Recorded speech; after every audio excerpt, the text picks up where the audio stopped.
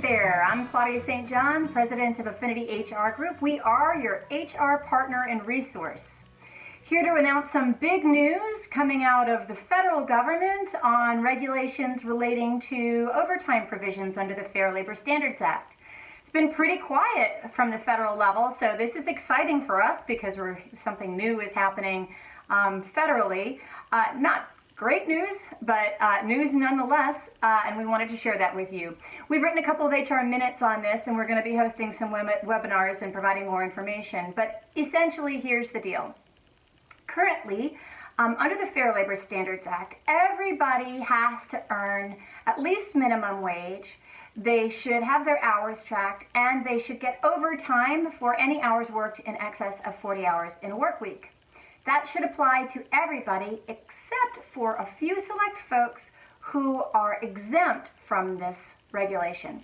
And those exemptions are spelled out in the regulations by the Department of Labor. To find out about those exemptions, you want to Google USDOL fact sheet number 17. And there's a number of these fact sheets, and it will give you all of the exemptions. But essentially, to be considered exempt from the Fair Labor Standards Act, and not to have to be eligible for overtime, there are two pieces to the puzzle. One is you have to have a minimum income, and the other is that you have to satisfy the duties test, white collar. Basically, we call it the white collar test, but certain essential functions and duties of the job that would qualify you to an elevated status that you would then not be eligible for overtime, and you would be paid on a salary basis. That's why we call all those folks on salaries exempt, because they're exempt from the provisions of the Fair Labor Standards Act. What's changing, effective January 1st, 2020, is that minimum threshold income that you have to earn is going to be going up from currently $23,660 or $435 a work week. It's going up to an annualized salary of $35,568 or $684 on a weekly basis. So what that means is anybody earning less than that, anybody earning less than $35,568 needs to be classified as non-exempt.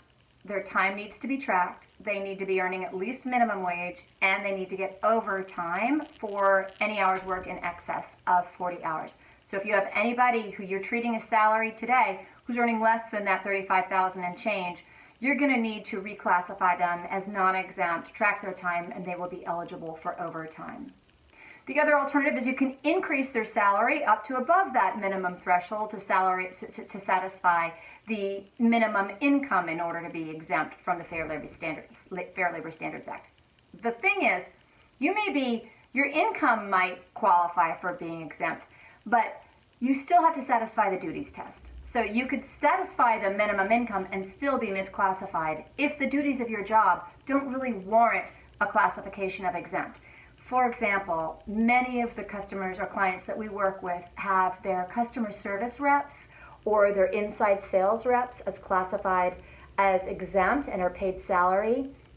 In most instances, those are misclassifications. Even though they're making way more than the proposed $35,000 going forward, the duties of their job do not qualify them for being exempt.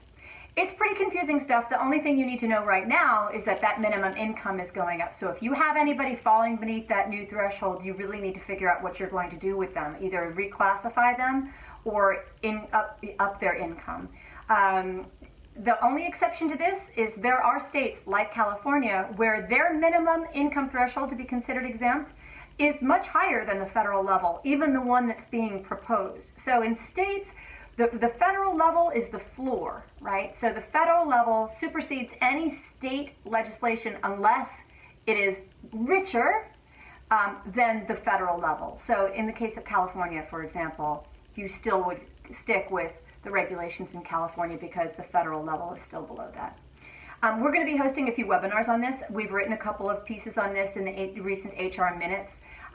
For most of our folks, we're going to be hosting a webinar December 3rd, and I'll get you more information about that. Shoot me an email at claudia@affinityhrgroup.com, and I can get you signed up for that. For those of you that are independent insurance agencies, we're going to be working with Big I in order to have a webinar for you on October 30th. So again, shoot me an email on that if you're interested. In the meantime, we'll keep you posted as best we can, and if you need any help trying to figure out what to do with these new changes, don't hesitate to give us a call.